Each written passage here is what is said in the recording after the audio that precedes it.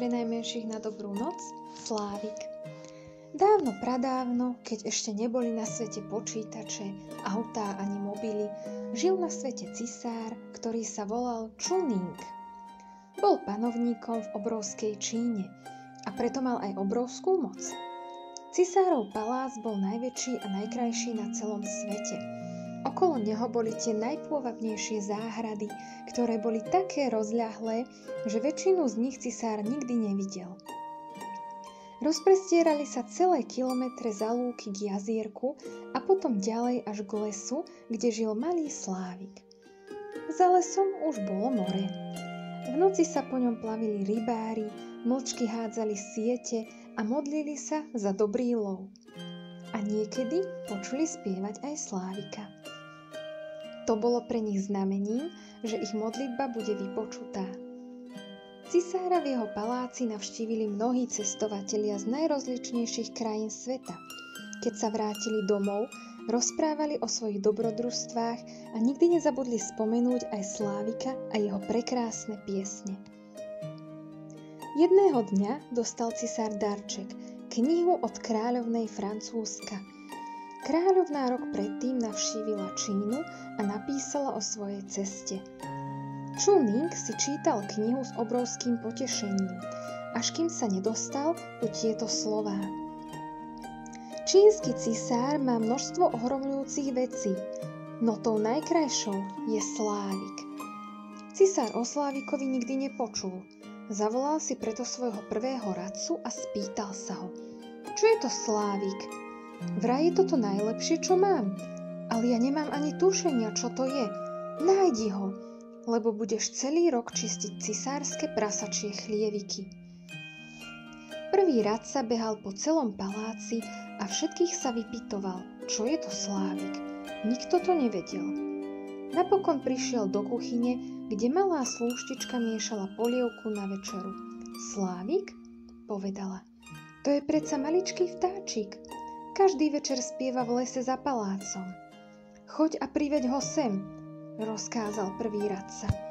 Iba ak budete namiesto mňa miešať túto polievku, povedala slúštička. A pekne ma poprosíte. Prvý radca musel voľky nevoľky poprosiť a potom aj miešať polievku. Dievča bežalo do lesa a čoskoro našlo strom, na ktorom Slávik spieval. Prepáč, milý Slávik, bol by si taký láskavý a šiel so mnou do paláca zaspievať cisárovi, prosím? Spýtala sa. Prečo nie? Súhlasil Slávik. Neskôr cisár večeral pri zlatom stole a díval sa na zlaté bidielko, na ktorom sedel Slávik. Cisár kývol hlavou a Slávik začal spievať.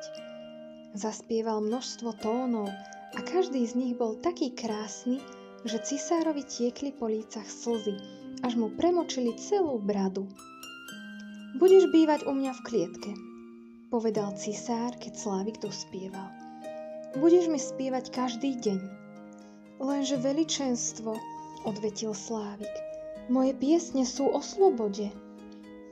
Neboj sa, tá klietka bude zlatá, najvzácnejšia v celej Číne a možno aj na svete.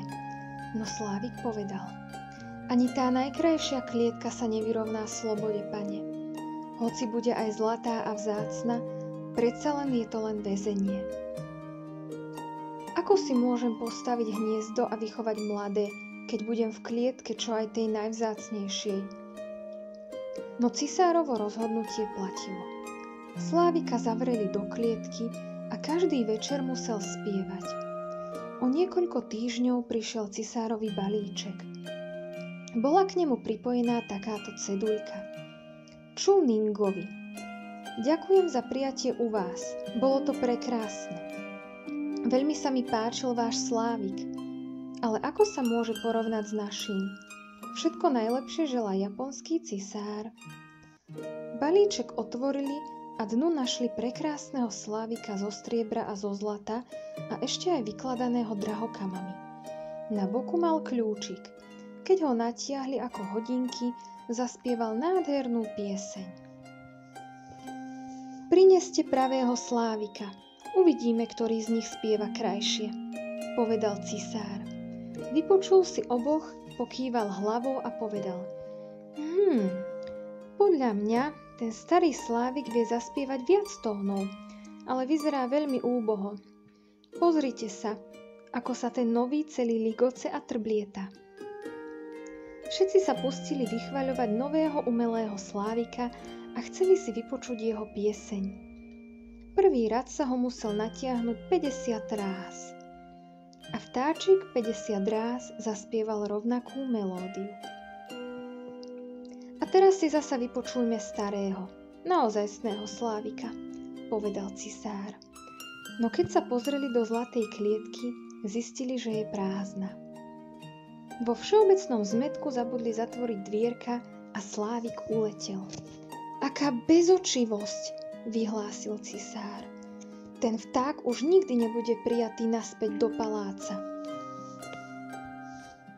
Po celý rok počúval cisár Slávika tak často, ako len mohol.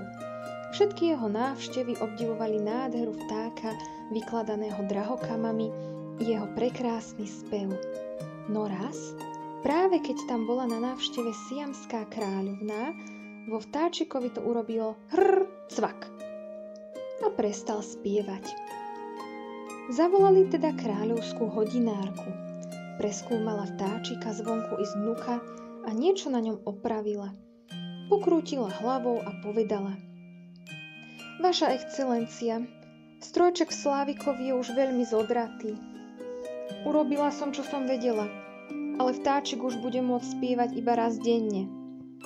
Čuning veľmi zosputnel. Usmiel sa iba vtedy, keď umelý Slávik spieval svoju jedinú pieseň denne. A veľmi si želal, aby ich bolo viac.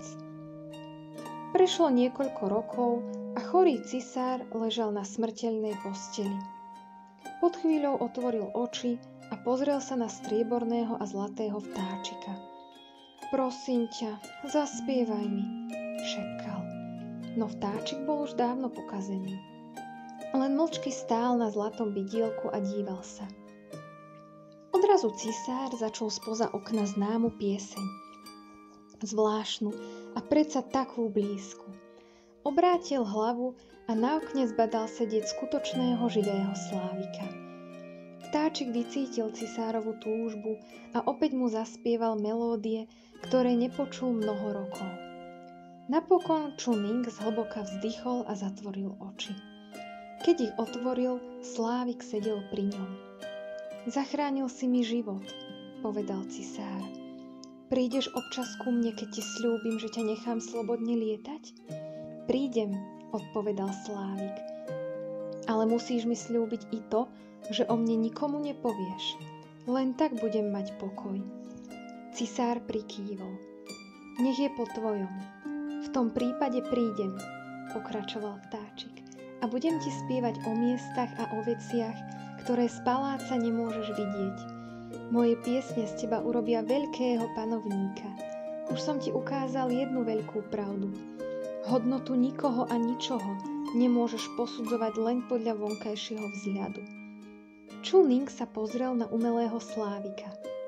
V tej chvíli vtáčikovi spadlo jedno krídlo a s treskotom sa rozbilo na zemi. Cisár sa usmial a opäť prikývol.